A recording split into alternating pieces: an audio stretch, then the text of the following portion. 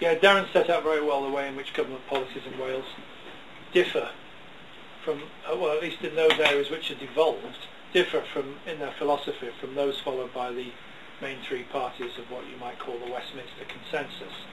Because at Westminster there is a broad consensus that public services are to be privatised in some way, and the public sector is increasingly being hollowed out. Wales is different, to a lesser extent Scotland is, but Wales is different. Where Wales suffers, and I'll come to this later on, is in the profile, the public profile of those policies and the extent to which they fall below the radar of the London-dominated media. I'll come back to that point later. Now, unfortunately, in other respects, the political culture in Wales isn't so very different from elsewhere in Great Britain. Just because we have a comprehensive education system, because we're getting rid of the internal market in the NHS, does not mean that in Wales people are flocking to join Welsh Labour. There's a lively and busy political subculture. There is the same widespread disaffection in the Labour Party, particularly amongst young people, and the same mood is expressed that all the parties are all the same. Labour in Wales suffers from the same malaise as in England, a falling membership, an ageing membership, and the same top-down internal culture. Now, New Labour needs the control freakery, I think, for two reasons. Because if you rely on the market as the fundamental basis of public policy, that to me is in contradiction with what you might call the sort of civil society engagement that you get with political parties. It also there's also a top-down control freak culture because the policies that are being implemented run counter to the views and the beliefs of most Labour Party members.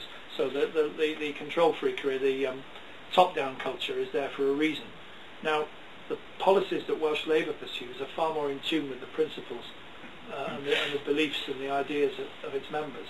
And government ministers are remarkably open in the way that they will listen to members.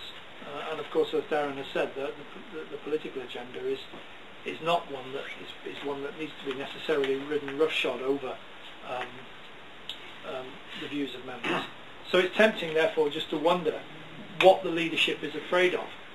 It seems to me that, if you'll excuse the pun, there is a division of Labour between the elected politicians on the one hand, who have ineffable social democratic aspirations and views, and the party officials who are ultimately answerable to London,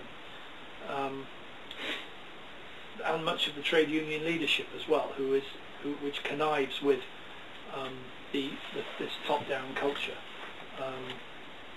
There's an understanding, I think, whether it's actually ever set out as such, but there's an understanding, I think, as well, that the price of devolution, the price of Labour being able to plough its own furrow in terms of policy, is that, as in England, the Labour Party has to be firmly managed, and the members mustn't be seen to be running the show. Now, if you chuck in a bit of the old Labour machine politics, which Wales was all too full of, the result isn't pretty.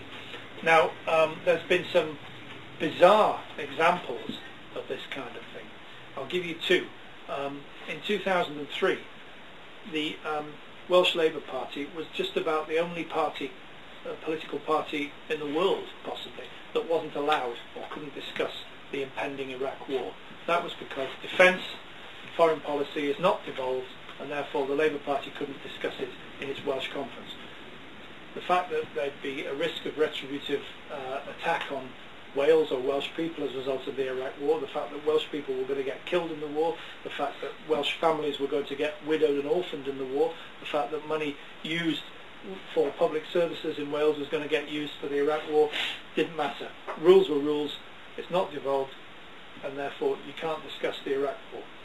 And the other equally bizarre example was this very year, 2009, when a leading Labour minister, Jane Davidson, criticised publicly in the media the impending privatisation of the Royal Mint, which is based in Llantrisant.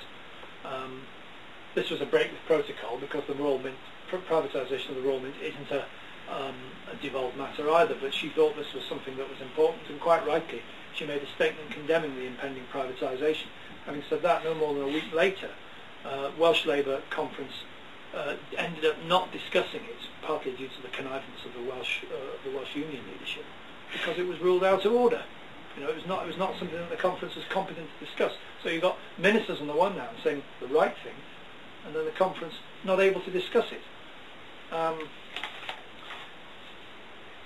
This is a bizarre and frankly unsustainable situation. A tension between radical democratic radical democratic, social democratic policies and the worst kind of top-downism, which, as I say, ultimately something has to give.